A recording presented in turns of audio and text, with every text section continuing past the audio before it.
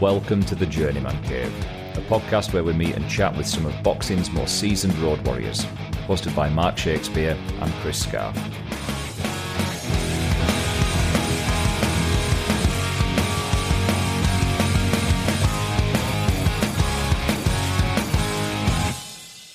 Welcome back to the Journeyman Cave, everybody.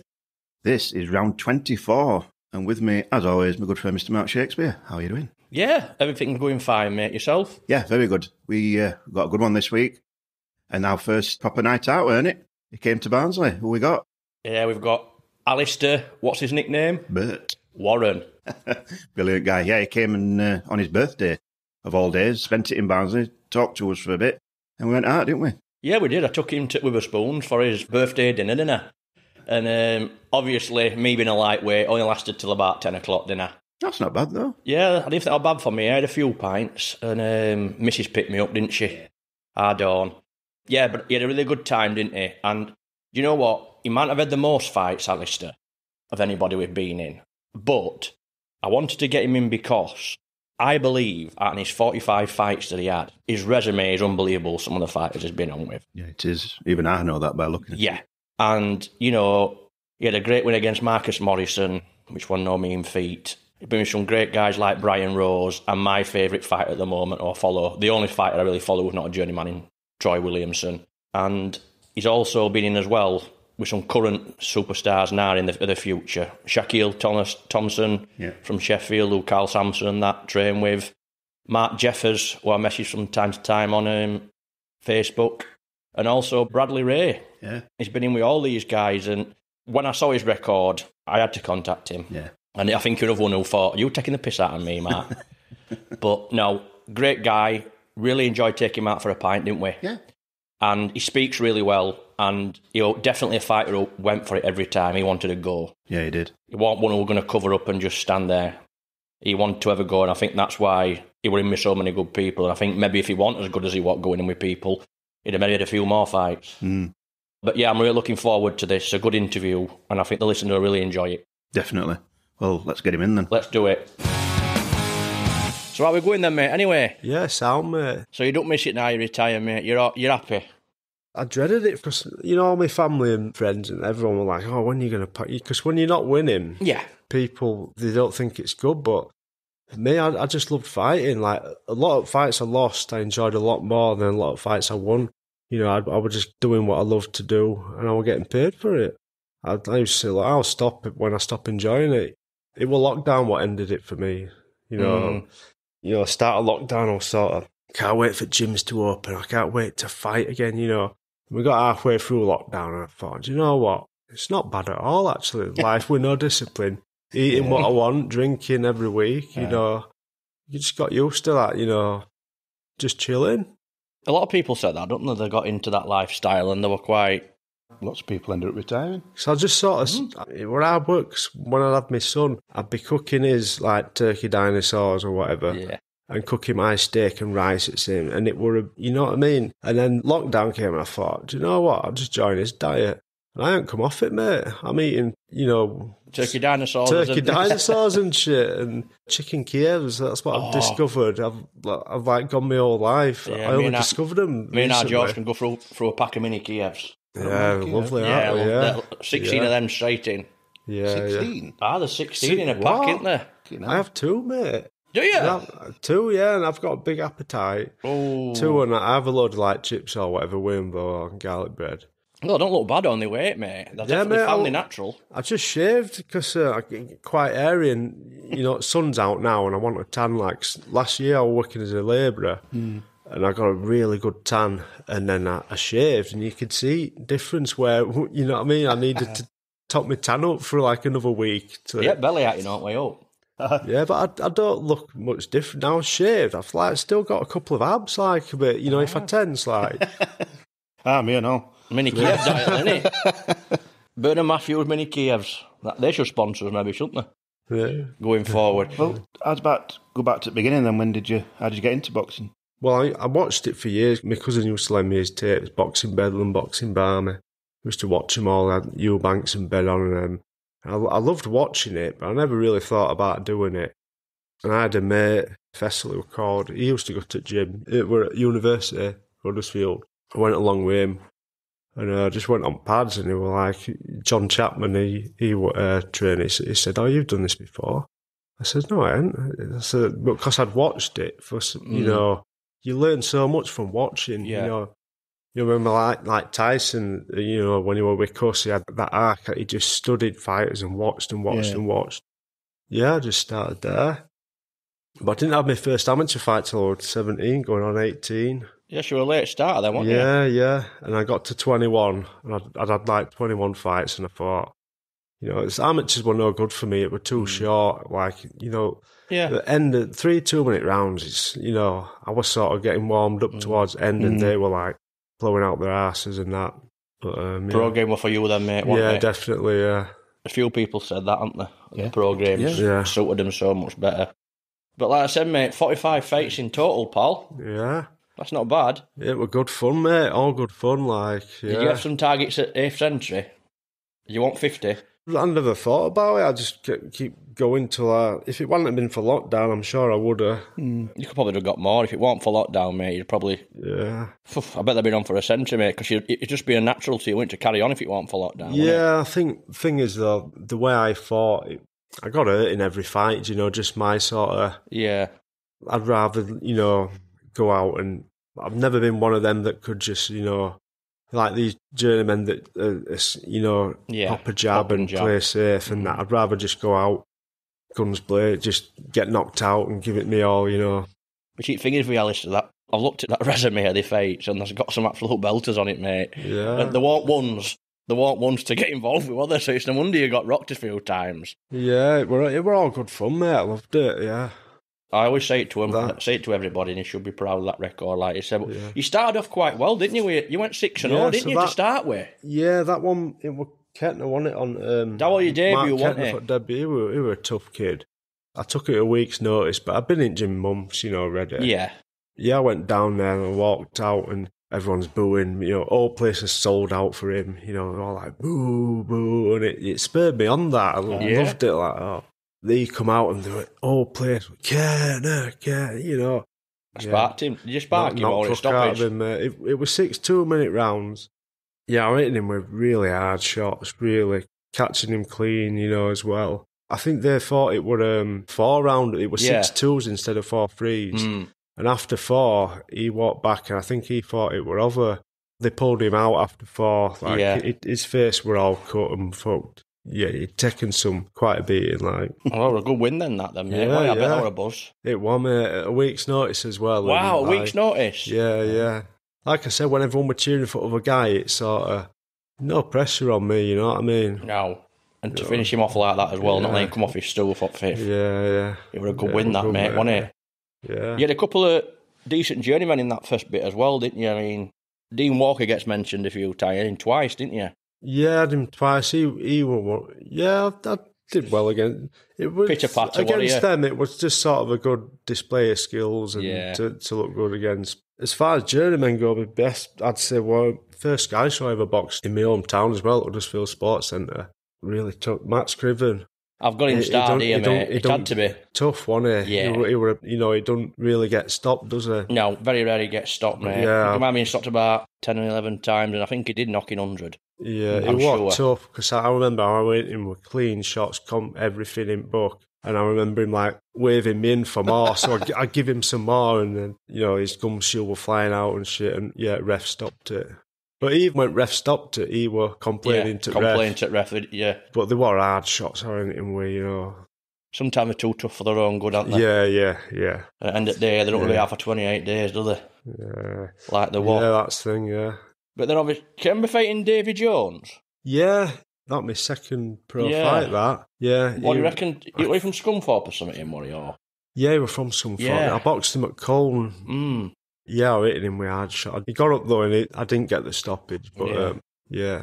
So you're quite heavy-handed then, mate. I mean, like you said, them first 6, you knocked 3 of them out, didn't you? And then 2 of them were against Dean Walker, who at the time knew what he was doing, didn't he? He knew his way. Yeah, he knew how to... He knew all tricks, how to not get knocked out, didn't he? Yeah. So we've gone from these first 6, and we're going to all the way for some reason. I need to know why. How we end up in Geneva? We just got offered a shot at world title for a few grand, and like at the time I was working, shifts for minimum wage, and get offered a few grand, and not just the money. A shot at WBC, it were a youth title, 21s and under, but it was still WBC, number 2 super middleweight in France. I'm not saying no to that, mate. No, you get looked after over there. Yeah, really nice. Andre were called. He were like his driver. He were a really nice guy. Because French, like, they generally, like, they're a bit arrogant and that, but he was sound as all, man. But yeah, that were a tough one. That I'd actually broke my jaw in sparring a couple of weeks before. I got hit with an uppercut. Felt the pain for like a couple of seconds after. And I thought, fucking hell, that's weird. And I went home that night, got a Chinese. I couldn't eat it. Couldn't eat my Chinese, so something ain't right. Yeah, I went to hospital for an X-ray. No, it was clear. So we just sort of, body sparred building up to it because it was painful. And I went into the fight and I walked out, and this was, like I said, number 2 super middleweight. I'm a natural middleweight. You're a big, strong middleweight, I walked out first round, first jab, was just like, oh, crack. It just cracked. When I went back, so I went back at the end of the fight, I said, my jaw's fucked, innit? I said, well, don't say out because we won't be flying back tomorrow. So when I got back, I went to hospital, and it was on X-ray, it were 2 massive cracks, from wisdom teeth down. You could see, if you look at photos, I think I've got them on Facebook, you can see as fight goes on, my jaw just getting more and more fucked. Like, by the end of it, I was just, Yeah, what they said at hospital, it will have been what they call a hairline fracture, so it don't show up on X-ray. Yeah. Like I say, it was tough, but it was good because I'd never been in, like a war like that. Like I said, the pain, the first couple of rounds, I were in agony, but you don't want to show it, do you? You're just like, you're just dying inside, but you don't want to show it. And then 3rd round, 4th round, sort of by 4th or 5th round, I've sort of got beyond the pain. And you're just in a war, and you reach that point in your head where I don't give a fuck. Like, you get sort of beyond the pain, and you just enjoy just the fight, Yeah. That's some experience, that, mate, wasn't it? Yeah, and I did well in the fight. It was reasonably close. And then he caught me in 7th, I think, with a right shot. And I was just, my legs had gone. I danced it all across the ring and around my ass, like. And then I got up, and I'd never been hurt that bad in my life. I was just in la-la land, like. All I could think in my head, because I didn't have experience to grab and hold and recover, all I could think in my head was, the only chance I've got getting through this is when he comes in to try and finish me off, is to just catch him, just go catch him on way in. That's the only hope I've got. So I tried to do that, and it didn't work. Yeah, but it wasn't a bad fight, was it? Hugo Kaspersky. Hugo Kaspersky, yeah. What did they have to do with your jaw then? No, because by the time I'd gone back to hospital, they said there's like a window of opportunity. You've got to, once it sets, because my bottom teeth are like slightly in front of my top teeth, but it's meant to be the way around, isn't it? Yeah. But they said once it sets, you just leave it. Right, okay. Yeah, I mean, it took a long time to... I bet it did. I was sort of living off nourishments, and I couldn't eat for a couple of months and that. I never had problems once it fully healed. I just had problems with my wisdom teeth. It set my wisdom teeth off going, and to this day, like, I still, every now and again, they start having problems with them. Yeah, I know a lad who I used to work with. He broke his jaw, and he's still, to this day, I think he's still got a taste for liquidised beef. He loves to just, loves to really living off, apparently. Yeah. So it's a bit like thee, mate, Alistair, dying. But after they did that, mate, they had a couple of wins, didn't they, in a draw. Knocked out Bobby Wood, didn't we? Oh, yeah, that were a beauty, that. Yeah. That were a Mickey Ward body, I felt that one. I was catching him with good shots, and I thought, I just waited, patiently, I waited for that. I set it up with left hook to head, and then went to body, and I could, when the punch landed, I heard him go, I knocked it out of him, and then when you go to breathe back in, that's when it hits. That's it. You suffocate, Yeah, so he took a knee, and then he got counted out, Yeah, we got a draw, didn't we? Pavel Lovef's. Yeah, that was my first one back after that Kaspersky. Was it a draw, or what it? Can you remember much about it? It was a draw. I felt I landed more punches, but he landed more... telling punches. They were a bit heavier, a bit bigger. I still thought I did enough to win it. I think I overlooked him a bit. I was just like, wanted to get past that loss and get back, I sort of thought, he's just sort of cannon fodder. And did you have big ambitions then at Alistair, at that time? Did you have any goals or? But, I still thought I was good enough to be Central Area champion. Yeah. Because we fought Jez Wilson, it was a 6-rounder. Yeah. And they said, if it's a good fight, we'll do it for the title. And it was a good fight, and they never did it for the title. And I sold about 6 tickets, so that probably had something to do with it. That were one of my favourite fights. It pissed me off, mate. Every time I'm in a really good fight, I can never get footage on it.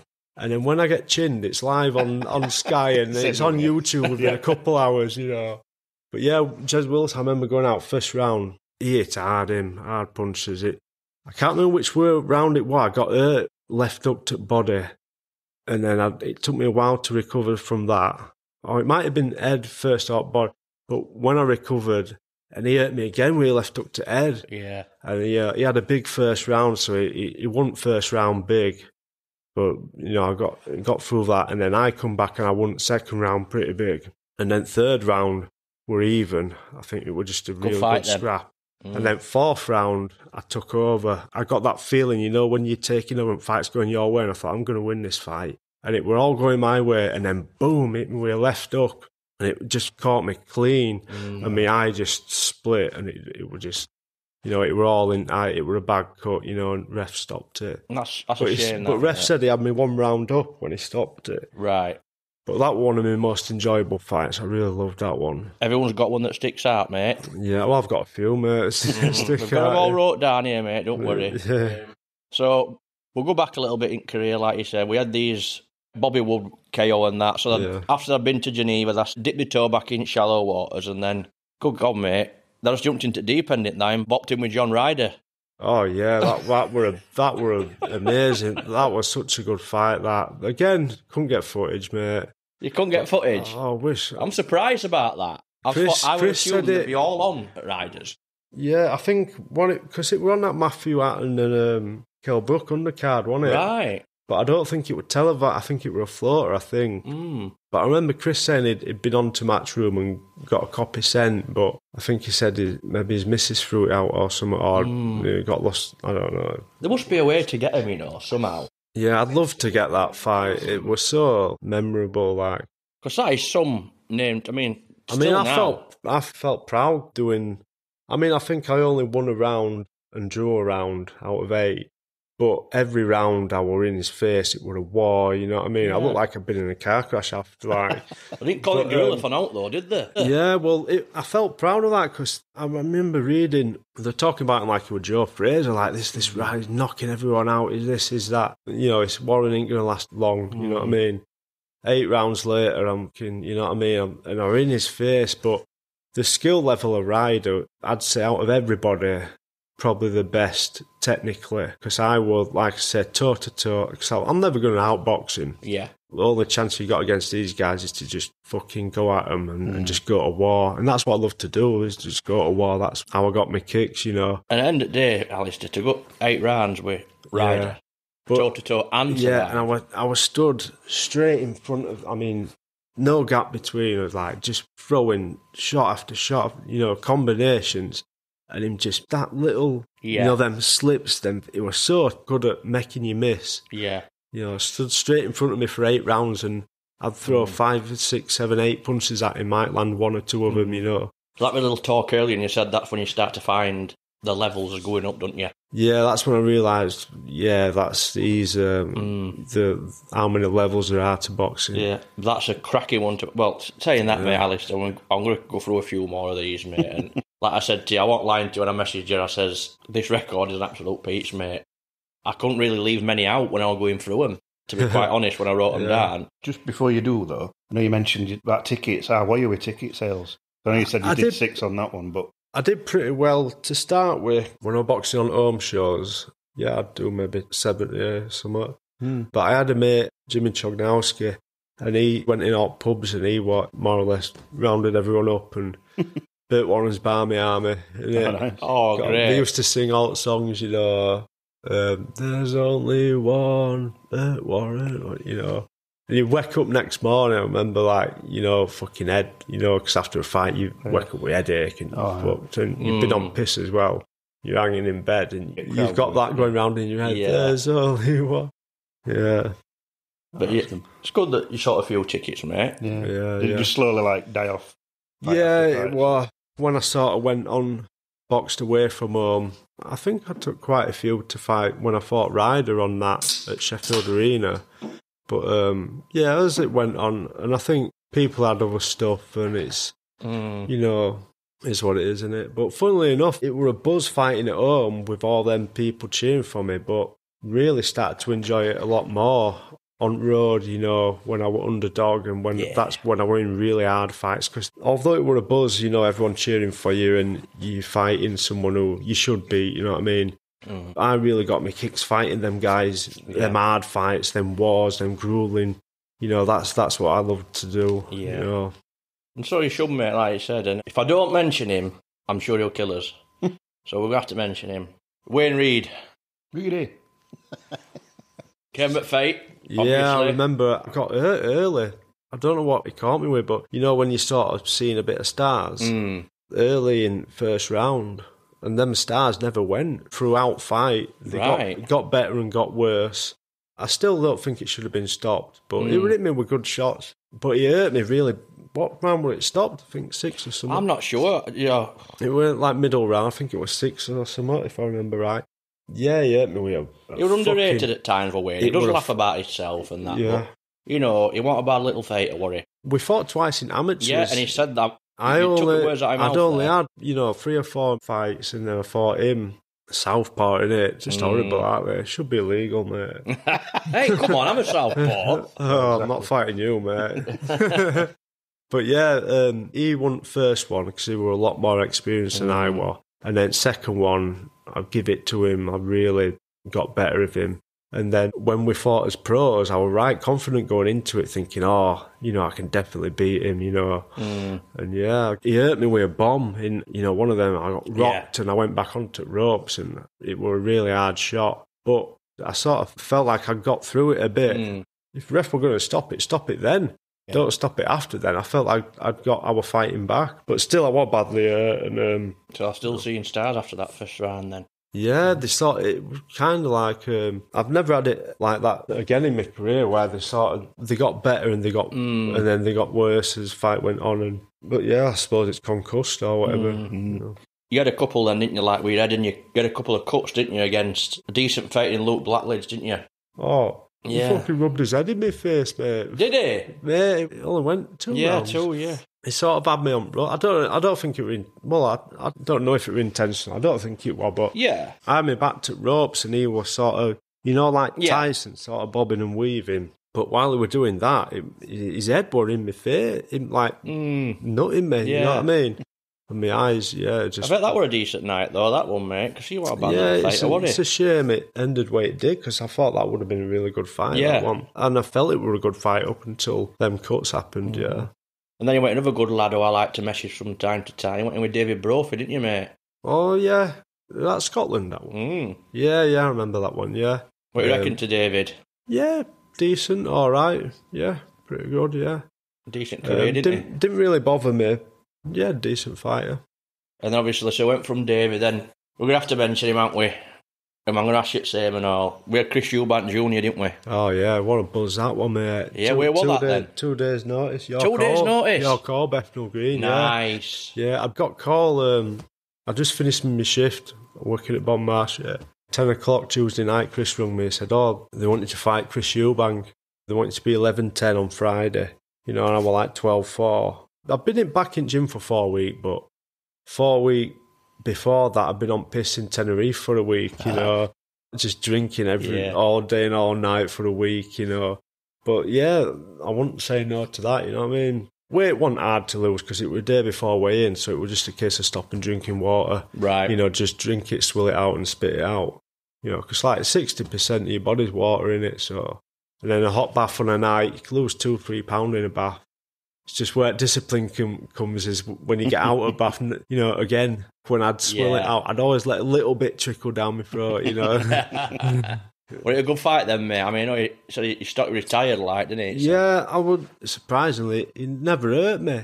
Well, he hurt me with body shot, but not to head bothered me. Like, I come back after the first round, Chris like, what's he like? What's his power like? Like, no, just average, just ordinary. You know, I felt he thought it made me look good because he sort back then, like, he's a different fighter now. I think after he lost to Saunders, that would give him kick up arse he needed. Yeah. Because, like, Chris said to me, look, as soon as bell rings, do what you always do. Show him no respect. Walk across ring, just get on his chest and just start clubbing away. Because he'll let you because he's a cocky cunt, you know what I mean? Bell rung and he just stood there, you know what I mean? So I just walked over and just started whacking him. And, I really enjoyed it. Like I say, he got me with that body shot. I took a knee. But I recovered from it, though. I got my breathing back. I felt after that I recovered and it was still a good fight. But I got cut and Chris stopped in corner because I was like complaining when he stopped it. But what he said was the cut was, so close to eyelid. Yes. You can't work on it one then. It's just running straight into eye. Right. And if they're further up, you can stop the bleeding and work on them. But it was like just above my lid. So it's just going to run straight into eye and you're blind, aren't you? Right, so I'll ask you the same questions I asked Ali Matthews and I asked Jason Ball. Did he talk to you? Eubanks? Yeah. No, I don't remember. He's a fucker, innit? I don't remember. That's an hat-trick now, innit? I remember talking to his dad, though, because, like I say, my cousin Matt, from all the, Eubanks, probably best we've had middleweight, and I'm never a Eubank fan. I was always a Ben man. Ben, same. Me too. He did, Ben were more. I think most of us were you, Scarfe? Yeah, better boxer. 3-0 to Ben. But when I met his dad, he was such a gentleman, Oh, great. I says, it's really great to meet you. And he goes, likewise. It's like, you were good with your strength. And, That's good. You're a really nice guy. Yeah, that's great to hear that, mate. It definitely is great to hear that. He's got, I'm sure he can be respectful. He's just a bit eccentric, isn't he? He's not having a good time at the minute, though, is he? No. I don't know. I've not heard. I mean, it's been about the beginning of the year when we saw that video, didn't we? When he was walking in and everyone was taking the mickey out of him. I thought it was quite awful to see, actually. I've not heard about this. Cutting long story short, we are, going into it. Like you said, we're not here to call people out or out, but he looked like gone to this sportsman's dinner, and you could tell he was just wasn't there, was he? Delusional, wasn't it? Delusional, and it was weird. Really? And then there were people laughing and taking photos and that, and him. And I thought that's not Chris Eubank Jr., is it? And I haven't heard no since that, so hopefully he might be on his way to recovery from that. But that's nice to hear that he's treated with respect, mate. Yeah. And then you said you wanted to talk about Andrew Buchanan in this draw, mate. Yeah, because mate, that was again no footage of it. I messaged him after he said, because it was recorded, he said, there were a problem with footage. Seeing a pattern here, aren't we? Yeah, and I messaged him again because I didn't know if he were talking, because he was still fighting at the time. I didn't know if he would just didn't want me to, put fight on social media or whatever. But I messaged him again not so long ago, actually. He's a nice guy as well, really nice. I think he does his music now, plays a bit of guitar and that. Oh, yeah. Scarfe might know him then. No. But yeah, it's again. Was it a good fight then, that mate? Did you beat him? What happened, mate? So I went up to Gateshead. It was a 6-rounder, and this bird I was nobbing at times really fit and all. Probably the fittest bird I've pulled actually. She came up, her and her sister. So there were me, my mate, and them two cheering for me, and then all the rest of the arena were cheering for him. But I walked out, mate, first round, probably 10 seconds into the first round. So I threw a couple of jabs. He sort of stepped out of the way, and I thought, fuck this, I want to get stuck in. So I went to throw another, and he leaned back, boom, came back with counter right hand straight. But they knew what they were doing, because I remember they called us out, warming up. Yeah. And they had us waiting in outside bit of ring, and it was fucking freezing, mate. I was cold. By the time I got in ring, there was no sweat. I was like, I was cold. I was actually cold. And that's what happened. I got caught cold. Yeah. But it flattened me. I remember it took me off my feet. Like, I just walked straight into it. I remember my ass really hurt. I had a sore ass. Like, I got up and I'm like, oh, my fucking ass. Like, and like, wow, this bird had come up, all the way to watch me. I've been flattened 10 seconds in. He spent next 3 minutes trying to get me out of there. So by end of first round, I already had that feeling. You know what I mean? He's going to be fucking tired after this. And then early into the second round, I just got that, it's like a click, it's feeling in your head. I thought, I can win this fight. And then for the rest of the fight, it were a war, mate. It's just trading shots. But I got better of it. I mean, they give it a draw, but obviously with a 10-8 round, I wouldn't rest the fight. And they were a home fighter and whatever. I think that's a good draw to have on record. But it was so memorable, like so enjoyable. That one that sticks out for you, is it? Loved, I loved every minute of it. Yeah. Well, maybe not minute where I was on my ass, but every minute after that, it was just, I were in ecstasy, mate. Just good lad. Going to war, Just got a sore ass after, mate, walking like a penguin. Yeah. Again, mate, they didn't stop coming after that, mate. We had Tommy Langford, didn't we? Oh, yeah, I did pretty good against him. I remember I hurt him in the first round with a right hand over the top of his jab. And I remember watching it back on YouTube. They've actually cut that bit out. It were on, end of round. It were on replay, that shot. So it was the best shot of the round, wasn't it? They're not going to show that, and they cut it out of YouTube, like... it so winds me up so much. Yeah, but a good boxer. I mean, but again, just never bothered me, didn't hit hard. He just stayed on his bike. But I felt like he was putting everything into every shot, trying to really and I would, he had the ability to box me and stay out of a war with me. Because they had a lot of high hopes for him, didn't they, Tommy? Didn't he win title? He did, yeah. Did you get a nice payday for that one, mate? Or just normal? I think it was 2. Remember, Eubanks were 5. That was, I think it was 2.5, something, if I remember right. I thought it might be a decent, because like he says, that were at the time as well, I bet. Not many want to step in with him at that time, mate, so they deserve to get that bit of money, mate. Yeah, Definitely. Well, it never made no difference to me, who they were. I could tell. Chris used to say, look, he's got 2 hands and 2 feet like you, and he bleeds like you. And I thought, yeah. And I remember when I was walking to Eubank fight, we were walking to the arena, and he said, he was, giving his sort of bit of a motivational speech, and he said, look, if you keep fighting these prospects, these unbeaten kids, sooner or later, you'll either catch them with one of them hooks and knock them out, or you'll just wear them down and beat them up, and and there's no reason why tonight can't be that night. And I went into that fight with Eubank thinking that, and I went into every fight in my career thinking that. And it happened a couple of times. I wore a couple of them down and caused a few upsets. Well, sir, did, mate. We come up to them in not long, mate. If we come up to them, mate, don't worry, we'll get to them. Then we had Jamie Cox. They just keep coming, mate, don't they? Oh.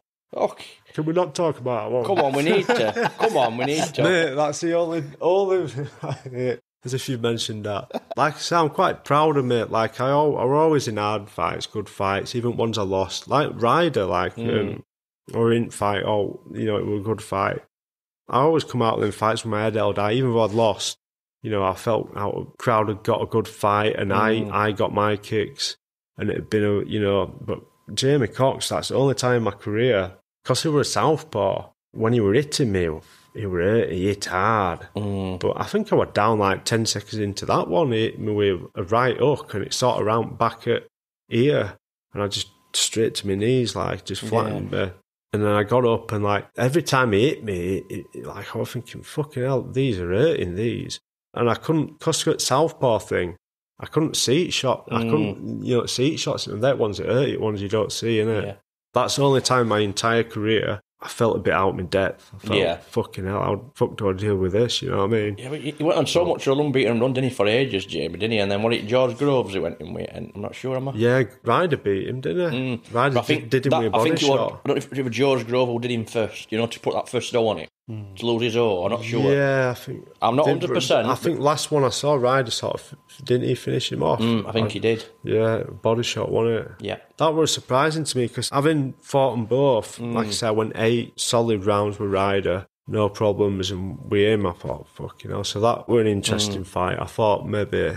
Cox might have done it. He might hit that hard, I thought, But yeah, it was a great shot, Ryder, that body shot. You can't get up from them. Fittest man on planet. Then your liver shuts down and you're paralysed, aren't you? Yeah. Well, we don't want to talk about them body shots, do we, Scarfe, lad? No, thanks. One who's still going now, mate. This is quite a good one. You lost on points to him, but he's still going now. He's British. You went with Lennox Clark as well, didn't you? Oh, yeah. I forgot about that one. Birmingham, that one. Yeah. Yeah, that were a good fight. It were meant to be 6, and they changed it to 4. If I remember right, they said, you can do 6, but you'll have to wait till end, or you can do 4 and go on now. I think that was the case. Yeah, and I felt comfortable in that fight. I felt like I were right in that fight. That were a good scrap. But again, the cut, it were a bad cut. They sent me to A&E. It pissed me off because the doctor after says, "Oh, you're going to have to go to hospital with that, Alistair." A few of my mates had come down. You know, we were staying at night. They were all around Birmingham on piss. I was sat in A&E for fucking hours just waiting to get stitched up, you know. Yeah. Yeah.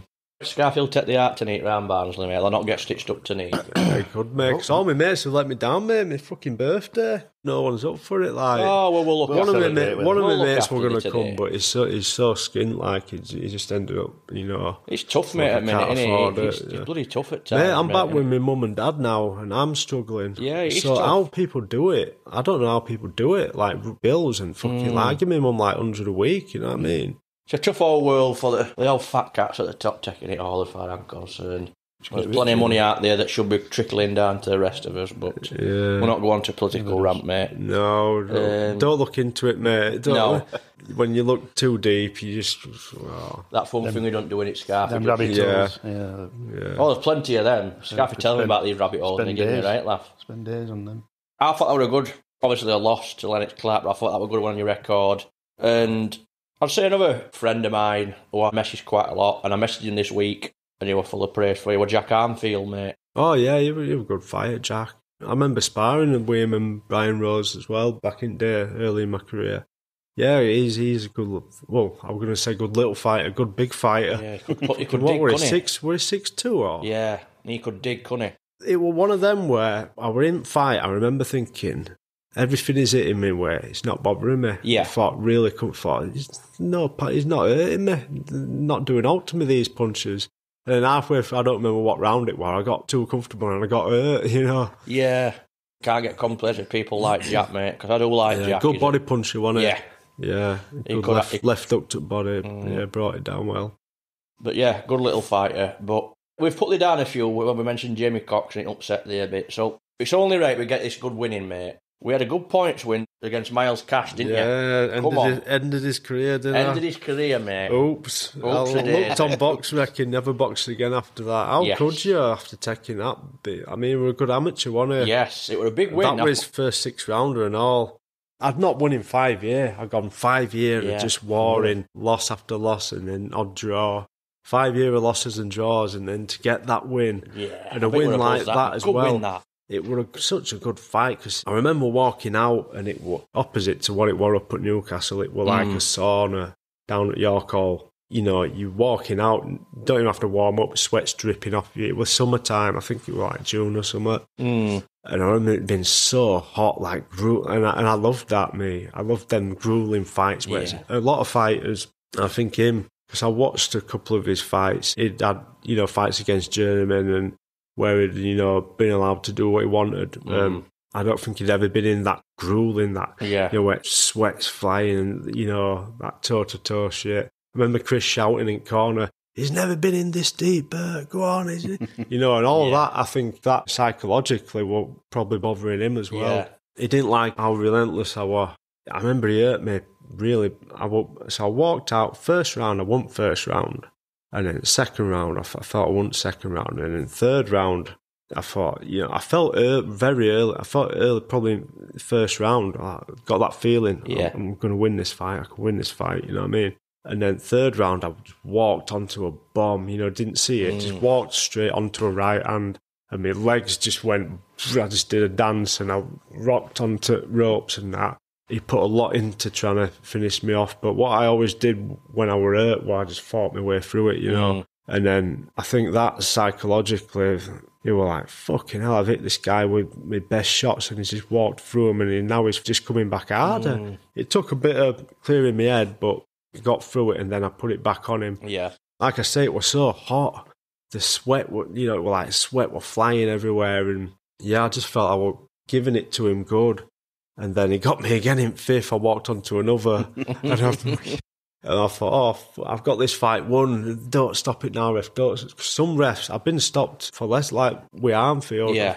I got stopped for much less. I was hurt so much worse than I was in other times in my career. I just remember thinking, don't stop this, ref. I can fight through this. I can win this. You know what I mean? Just getting hurt never bothered me. You know, I loved it all. Like that buzzer, fighting through it and coming back and then giving it to them. Yeah, that were a buzz, that. And you said you wanted to mention the fight with Alex Hughes, didn't you? Yeah, that were an 8-rounder. That was the fight after that. Yeah. I think coming off of that, my confidence was high. The reason I wanted to mention that was because I remember at weigh-in, we were talking to some guy, and we were talking to this guy, I don't know who he was, and he was saying, this Alex Hughes is the fucking shit. This guy is you know, he's really... And Chris was like, well, we'll see, won't we? Yeah, over 8 rounds, I just felt really comfortable, really enjoyed the fight. Again, I didn't win many rounds, but it was a good scrap, you know what I mean? The last sort of 30 seconds at 8th round, you know, he's breathing heavy, he's on back foot, and I'm sort of pushing him back to ropes and getting good shots off, and like... Yeah, if it had been a bit longer, I'm not saying I'd have won it, but, you know, I felt it. A bit more. Yeah, or better over longer fights. Yeah, it would have turned in your favour a little bit. Yeah. But then we had another good win, mate, as well, against Chad Sugden, didn't we? Oh, Chad Sugden, you know. This one pissed me off, mate. We give cameraman 20 quid to send us footage. He never sent it. Never. Robbing bastard, mate. It's a bit like Frankie Gavin when I sent him 50 quid for some gloves. I had to get that one and all. He never sent me him. Really? No. Still waiting now. Out of order, that, mate. You know. No. Everyone else, I had a few on Blacklist when this podcast started. You did. Scarfe has had him a few times. They'll be on Oldham as well, but there's only Frankie Gavin left on Blacklist now. Everyone else has come through. Just the one. But Frankie Gavin sold me 30 quid for them 2 gloves, he said. I've got loads of gloves in me. That's bad, that. It's not like he needs money either, but money on the side is morally, come on, man. So not for 30 quid. Message him, can't you message him personally? Say, can you send that 30 quid back if you're not sending gloves back? I don't think, I've tried messaging him a few times since, he don't read them now. Does he realise I just bought 3 cans of Coke and that's my budget below pot neat like on this birthday neat now? What about that? You're getting first rounding. Fucking hell, I can't now, I've got no money because Frankie Gavin took it. It was a good win that against Chad, mate, to be fair. I'll tell you why they didn't send footage. Because I was fucking sticking my tongue out to cameraman and shit. And mate, first 2 rounds, that were his first 6 round, if I remember right. First 2 rounds were even, you know, I'd say ref probably scored them even. And then last 4, I just knocked fuck out of him. Really give it him, you know. And like I said, I would take him piss, like, you know, sticking... Yeah. You know, end at round, stick my tongue out to the cameraman, and then I remember one point, don't remember what round it was, but it just sort of fell onto me. They were that exhausted, were just like slapping away, you know, punches that wouldn't hurt a toddler, you know what I mean? And they were like leaning on me, and I was looking to Chris, just like laughing, just like, you know, point like laughing, and he was laughing back, you know, and he was a world champion, wasn't he, at kickboxing? Yeah. Chad Sugden, yeah. That's what I said. And he went a world champion, and he went into boxing. He must have thought... I remember he had his own website, and it said, controversial loss to Alistair Warren, and eyes on Eubank. And I thought, what planet are these on? That's going to get him killed, man. Yeah, well, I had that. I had it down. Trainer won it at kickboxing gym, I think. But yeah. I had that down, but then when you... Because I thought it was a good win, and I knew, obviously, I'd seen that, and you mentioned it now about the kickboxing and that. But when you mentioned that you were pulling your tongue out and laughing at him, and you were like... Yeah, they were never going to send it. I don't think we should really mention they were a kickboxing world champion after... yeah, it's mad. I thought that were a good win. It's mad how you can be a world champion at kickboxing and then be piss poor at boxing. I mean, like, that was the easiest fight I've had for years. Yeah. I mean, years. Such an easy fight. Because nobody did give you a sniff in that, I bet, mate, you know, when you went into that. Yeah. Maybe it was all legs at kickboxing. Maybe. Didn't try and kick the bollocks out, did he? No. He was too exhausted to that sounds like it. But I have to get this in class. I don't follow many prospects in boxing, but I do follow Troy Williamson. Oh, fuck. And the man's an animal, as far as I'm concerned. Fuck Troy Williamson. It's too hard, man. Fucking hell. So come on, explain. That was my first fight back after Chad Sugden. I went a bit... I had a few issues... which I won't go into. I'll tell you about them later. Yeah. Yeah, I got pretty ill. I was on my meds for 6 months. I was on medication. And come back from, built myself back up, rebuilt myself, you well know. done for that, mate. Because boxing, for me, it wasn't just something, it was like a way of life. It was like, it felt like who I am, what I do. They always used to say to me, you keep losing, when are you going to pack in? And like, for me, it never mattered winning or losing. I was just doing what I loved and doing what I wanted to do. You know, just living the dream. Yeah. I living the life I wanted to live. All I wanted to do was fight. That's all I wanted to do. I mean, I mentioned this before. I mean, we're good friends with Jake Pollard, and he's not won yet after 50 odd. And I said to him, we need to get that W on your record. And he always turned around and says, Mark, it just doesn't bother me. Yeah. I'm not interested. Yeah. He says, as long as I keep getting these fights, he says, and I'm competitive, he says, I know what I can do. He says, I'm not bothered. Yeah, it's like you just said there, Alistair. Plus, same. It's just like you say as well. You keep getting fights. Yeah. When you're losing, phone's ringing. You're getting off. You fight every week.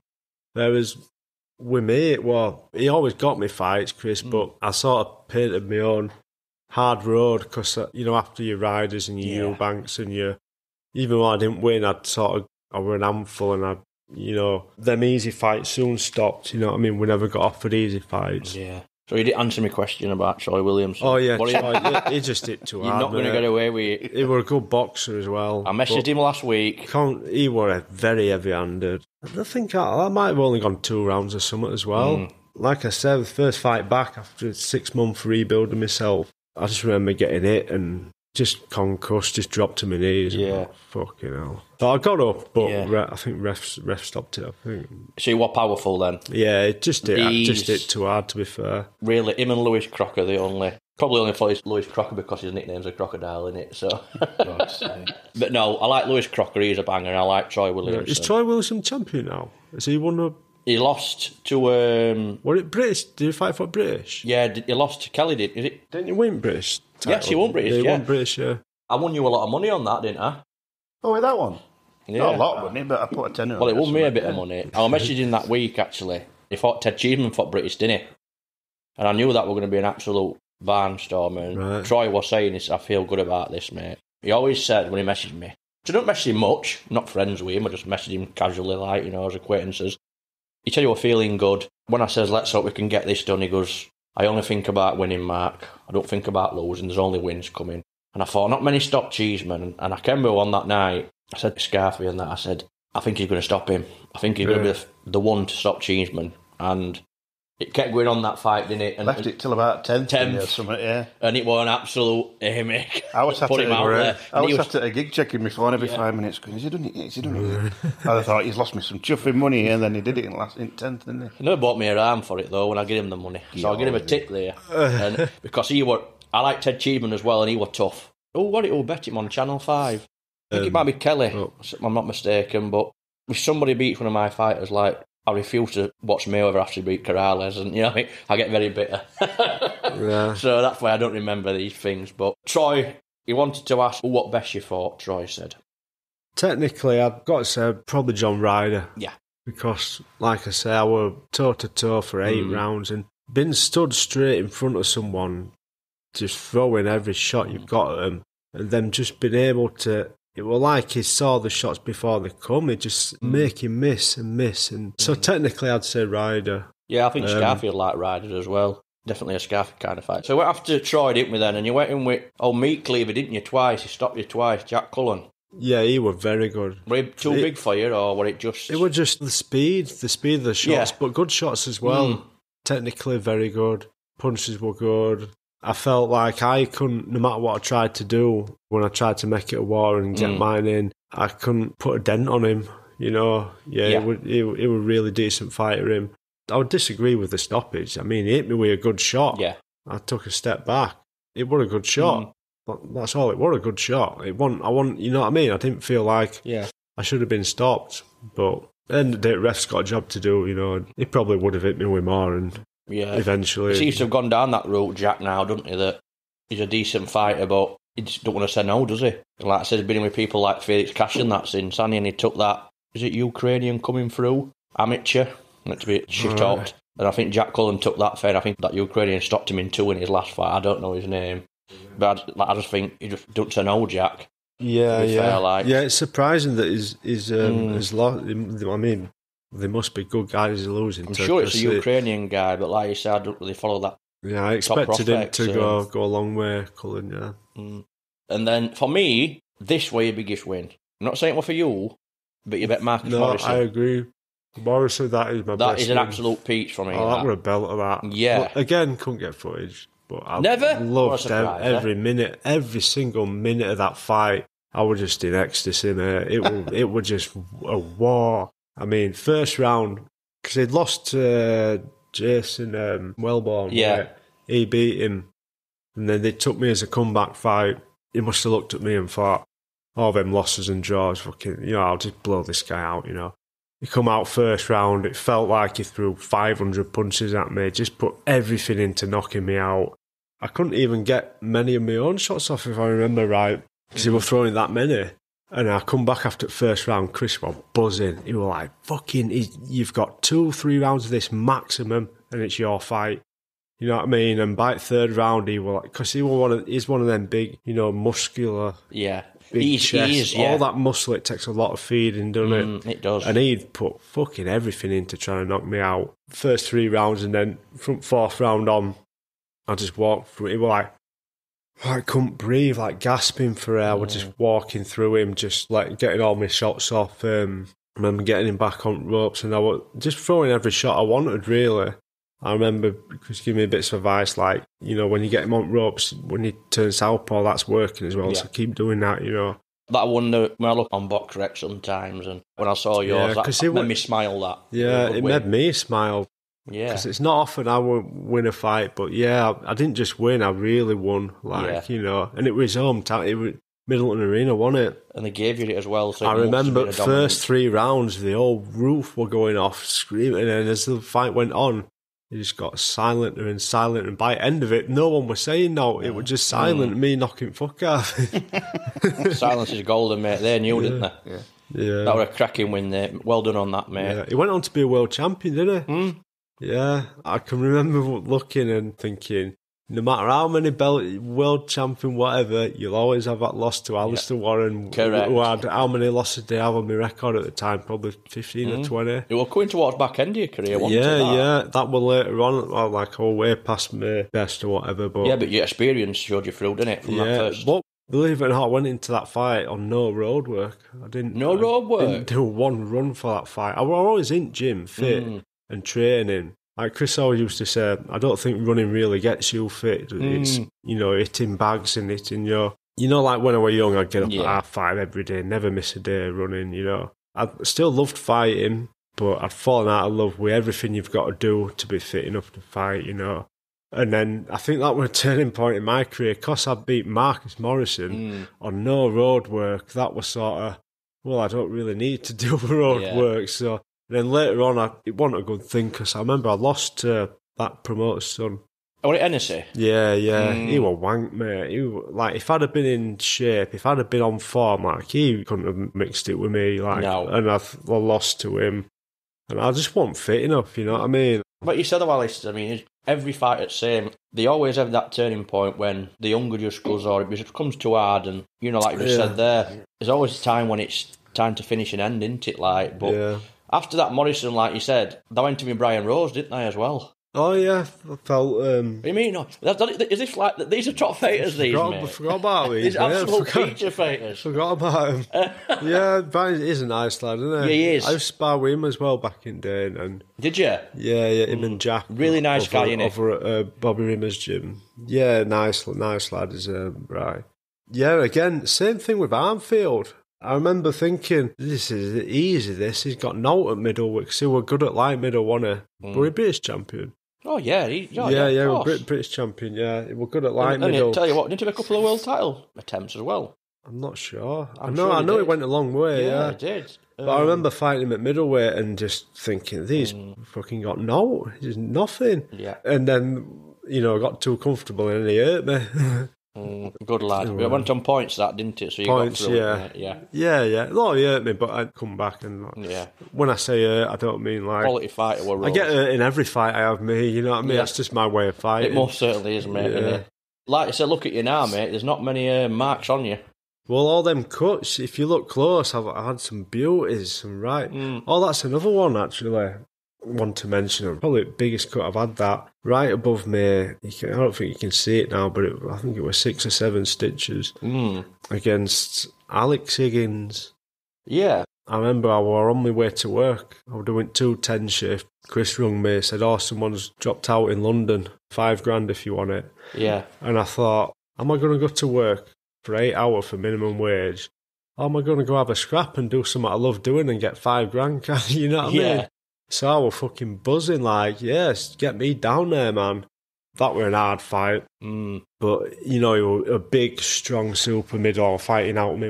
He felt bigger and stronger, but I felt it was a really good scrap. I made him work for it, you know what I mean? And then I think that was 6 or 7 for, can't remember what round it was, but he hit me with a left hook, just like Wilson did. Yeah. It just flush, it just connected. Because it's unusual for you to get cut above your eyebrow, isn't it? From a punch, it's usually heads up there, but he just split and it was pissing out. But they didn't stop it on that. Ref stopped it because I was taking a lot of punches. But again, I was, what? Why are you stopping it? You know what I mean? But they were hard punches and, decent fighter. You weren't your $5,000, mate. Well, when I went over to him after the fight, he was like, whoa. He was like, I didn't expect that, mate. I didn't because I gave him such a good scrap. But, when you take a fight on day, they don't expect it to be as hard as that, Good lad. Respect to that, mate, yeah. And if I didn't mention this guy, I'd be in trouble by a lot of people we've had on this show, including Samson and Connolly and that, and the lads at the Manor Boxing Gym.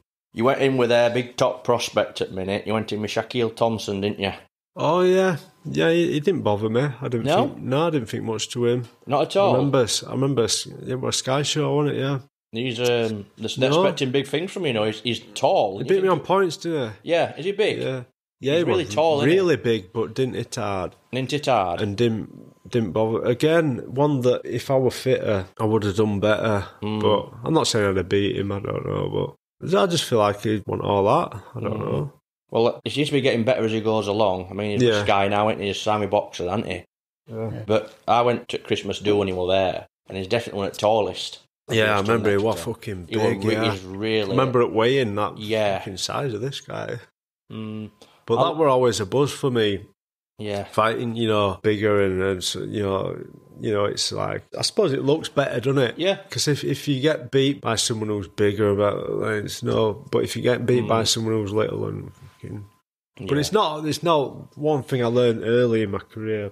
Well, in fighting, the way you look has nothing to do with anything. Yeah. It has absolutely nothing. It's like Lennox Clark, size of him, and Marcus Morrison. And, yeah, like the way you look just has nothing. It's not bodybuilding, boxing, it's...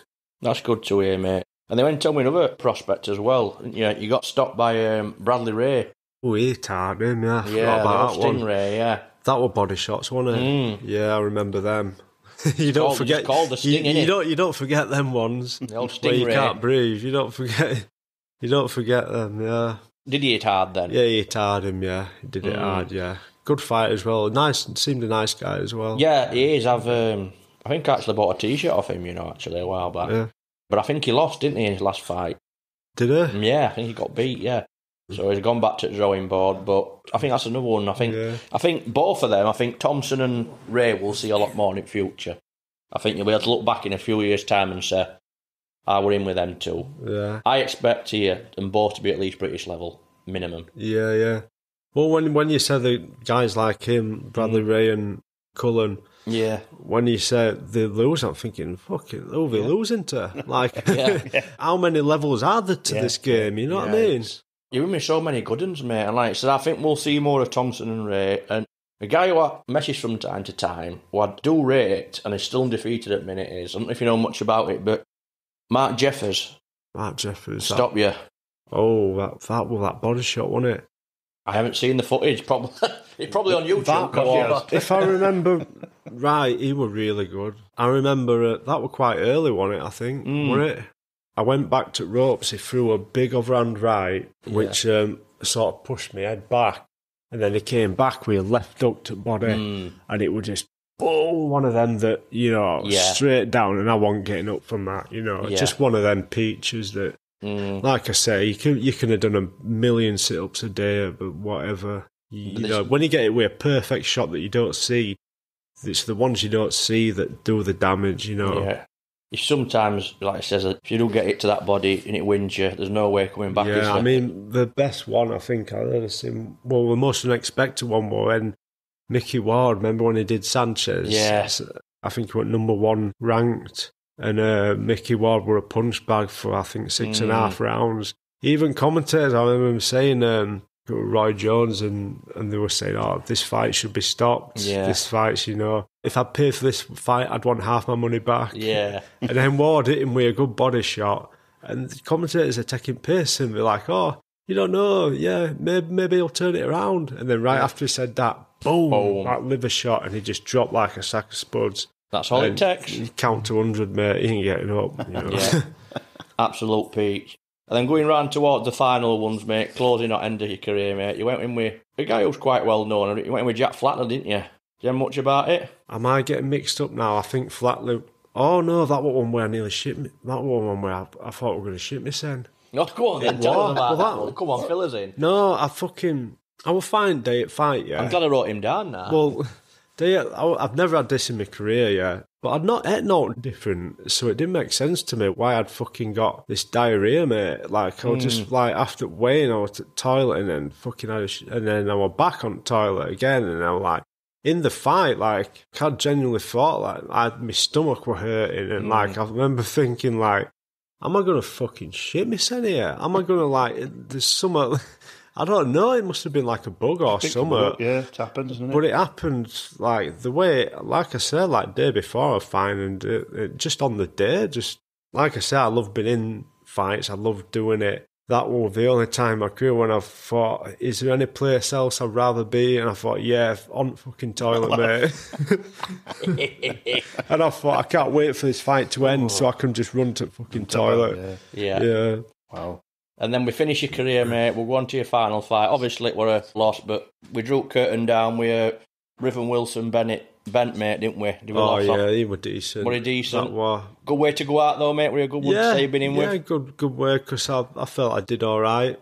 But yeah, that was last one just before lockdown, wasn't it? Yeah. I got that last one in just before lockdown, and then that were it, mate. Yeah. Lockdown ended my career. Well... It seems like it were a good thing for you, and though, mate, you seem to enjoy your turkey dinosaurs and your mini Kievs, and yeah, I mean, it was definitely time to hang them up. I turned pro in 2009, didn't I? With, and I'd done it solid for 11 years.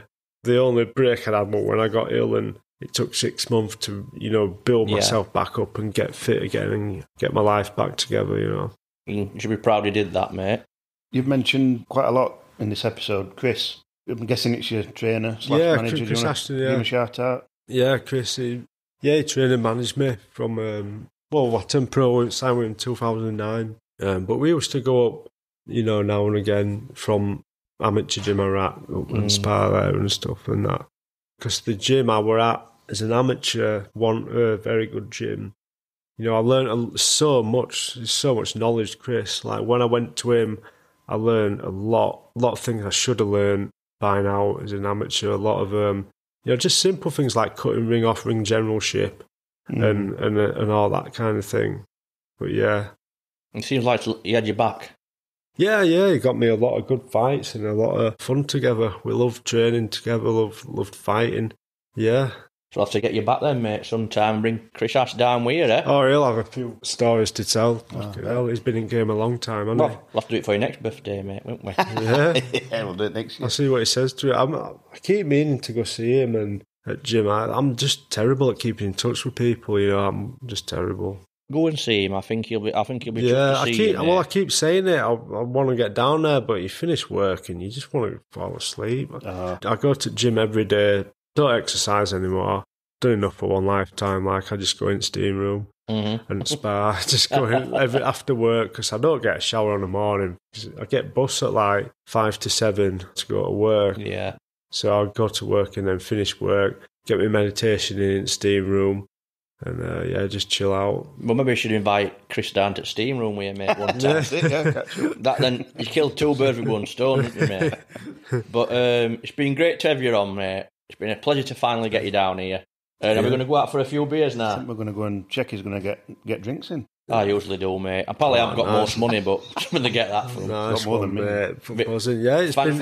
It's been enjoyable to remembering a few ones you mentioned. I forgot all about. Yeah, that's what we're here for, mate. We're here to give you a voice. We're here to take you down memory lane, and I'm glad you enjoyed it, mate. Yeah, it's been good fun, mate. Good memories. Like, I've no regrets, and looking back on it, I lived the life I wanted to live. I did what I wanted to do with my life. Because a lot of people, I think, money aside, I don't think too many people can say they're living the life that they want to live, and that was something I did what I wanted to do.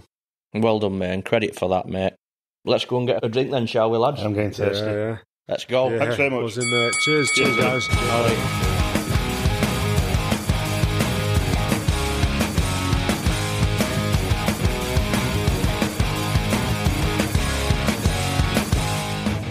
The Journeyman Cave is produced by James Proud. Music by Ryan Carrier. Special thanks to Rhythm Inc. Studios for hosting. All views expressed are of the guests only. The Journeyman Cave and host bear no responsibility for any opinions given. Follow us on Facebook, Instagram and Twitter @The Journeyman Cave.